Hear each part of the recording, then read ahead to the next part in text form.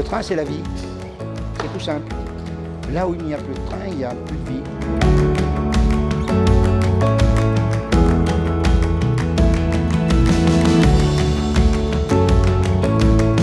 Alors sur Bordeaux, la situation elle est un petit peu complexe puisque depuis quelques années, la direction SNCF a choisi de nous diviser au niveau du contrôle en tout cas, avec des projets de service, des projets de ligne sur lesquels en fait on est maintenant dédié complètement à une ligne. Donc moi par exemple je suis contrôleuse sur un grand roulement qui permet d'aller un petit peu partout sur la région, sauf sur ces projets de ligne. Ça crée de grosses problématiques au niveau de l'emploi chez nous. Et l'offre est en réduction et on sait très bien que c'est l'offre qui génère la demande. Pour nous, le train, c'est un maillage. Ce n'est pas simplement d'un côté on fait du TER, de l'autre côté on fait du TGV, tout ça doit fonctionner ensemble. Et malheureusement aujourd'hui, on a l'impression qu'il y a des cloisons étanches qui se sont mises entre les différentes activités. Le chemin de fer en Périgord, c'est un beau métier d'être cheminot en Dordogne à l'heure actuelle. Il y a un maillage qui n'est pas négligeable en Dordogne. On a 4 lignes ferroviaires en Dordogne, donc c'est quand même important. On a la chance d'avoir pour l'instant une convention TER qui est régie par la région, on n'a pour l'instant pas de concurrence sur les rails et on reste malgré tout optimiste pour que cette convention TER perdure.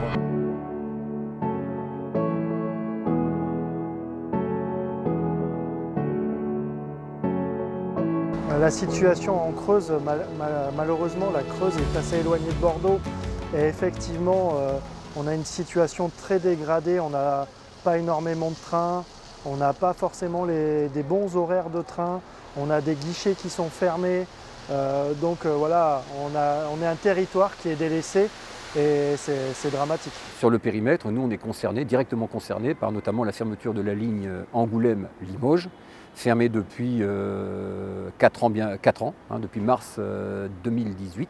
D'abord, cette ligne, elle est importante. Elle relie deux préfectures, Angoulême et Limoges. Cette ligne est vitale. La Charente est un département rural avec beaucoup de zones excentrées.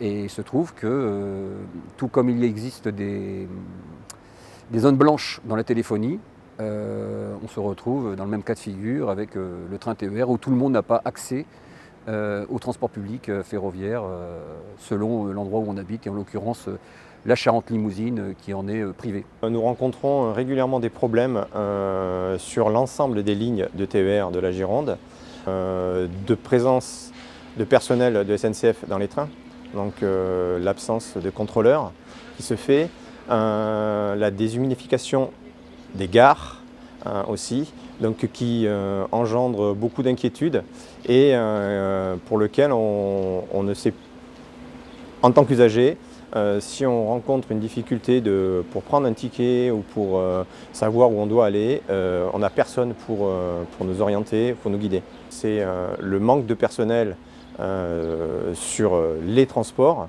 perso SNCF, qui fait qu'aujourd'hui il y a un désordre, il y a une incompréhension de la part des usagers. On a une problématique sur Agen, c'est à partir du 1er juillet 2022, la gare d'Agen passe de gare grande ligne à gare TER.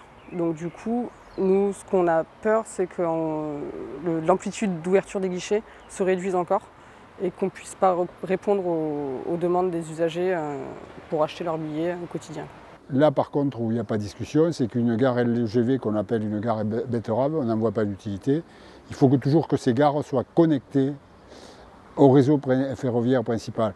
Donc effectivement, si elle doit passer à 5 km d'Agen, il vaudrait mieux que cette gare se soit sur la ligne Agen-Auch, puisqu'on parle de ça aujourd'hui, et que effectivement cette ligne LGV va couper la ligne Agen-Auch. Aujourd'hui, il faut raccorder cette LGV au système ferroviaire connecté. Après, c'est le débat des territoires. Mais il faut que ce soit aussi un financement à 100% public. Qu'on arrête avec les PPP, partenariats public-privé, qui sont une gabegie de dépenses pour le contribuable que nous sommes tous, quoi. Tout le massif central, tout le territoire central, dont la Creuse fait partie bien entendu, est tout à fait sinistré du point de vue ferroviaire. Malheureusement, c'est que les annonces qu'on nous fait, et notamment avec le lancement de plusieurs lignes TGV, se fait toujours au détriment de l'entretien du réseau classique. Et ça, on va souffrir. Une gare comme Peyrehorade, les horaires de guichet ont été revus. On ouvre, par exemple l'après-midi, on est ouvert de 13h à 16h. Et les premiers trains qui desservent la gare sont à partir de 17h. Donc on n'aide pas les gens à prendre leur billet de train dans la gare pour faire des départs immédiats. Malheureusement, beaucoup d'usagers, mais aussi beaucoup de cheminots se plaignent à l'heure actuelle des retards de train, des suppressions de trains, parce qu'il n'y a pas suffisamment on le dit, les syndicats le déplorent, le contestent, il n'y a pas suffisamment de matériel mis à disposition des usagers, notamment aux heures de pointe, les vendredis soirs et les dimanches soirs. Il n'y a pas suffisamment d'agents dans les gares pour s'occuper de la sécurité des usagers. Il n'y a pas suffisamment de cheminots, conducteurs, parce que dès qu'un conducteur est malade, le train que ce conducteur-là devait faire n'est pas fait, et c'est au détriment des usagers. Pour moi, contrôleuse, c'est super important. Nos usagers, nos trains du quotidien, notre service public de qualité, et aujourd'hui la direction, il ne nous amène pas vers ça. Il nous amène vraiment vers une spécialisation commerciale de répression, plus que vers un vrai service public que nous on entend au niveau qualité en tout cas.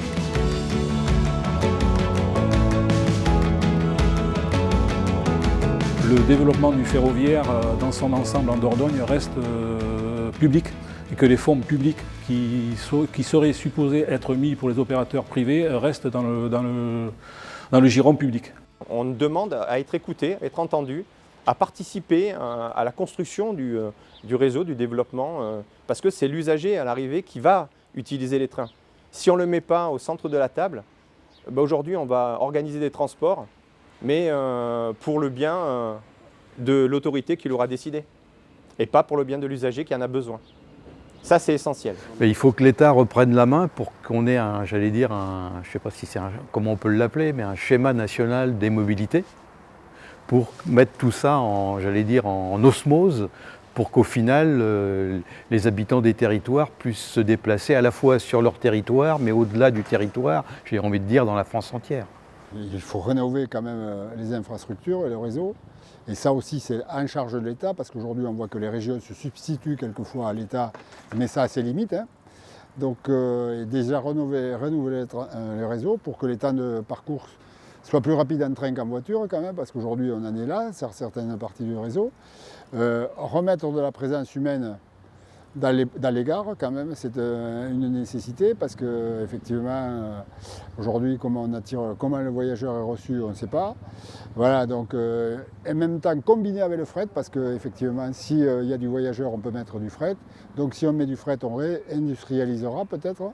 Le numérique doit justement être un outil aujourd'hui qui peut nous permettre de simplifier ce qu'on appelle dans le jargon la billettique, ce qui permet d'avoir un titre, par exemple, de transport unique, qui permettent d'aller du train au bus, au tram ou à sa location de vélo sans être obligé de passer par 5 guichets. Ce serait intéressant aussi de travailler sur l'accessibilité des gares par rapport aux personnes aux mobilités restreintes.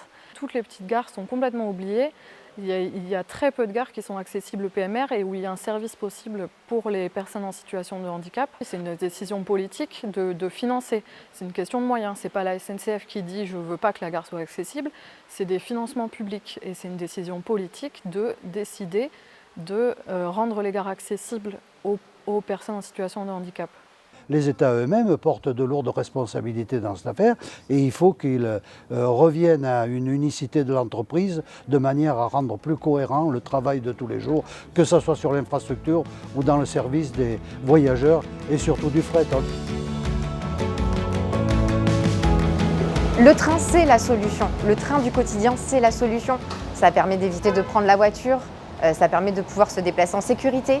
Et aujourd'hui, la solution, elle est toute trouvée. Il faut développer le train, mais pour pouvoir le développer, il faut avoir le financement et le budget. Et il ne faut pas que ça pèse sur les usagers, ni sur les conditions de travail des cheminots. Pour moi, le train est un outil d'avenir. C'est un outil, c'est aujourd'hui le moyen de transport qui est le plus décarboné.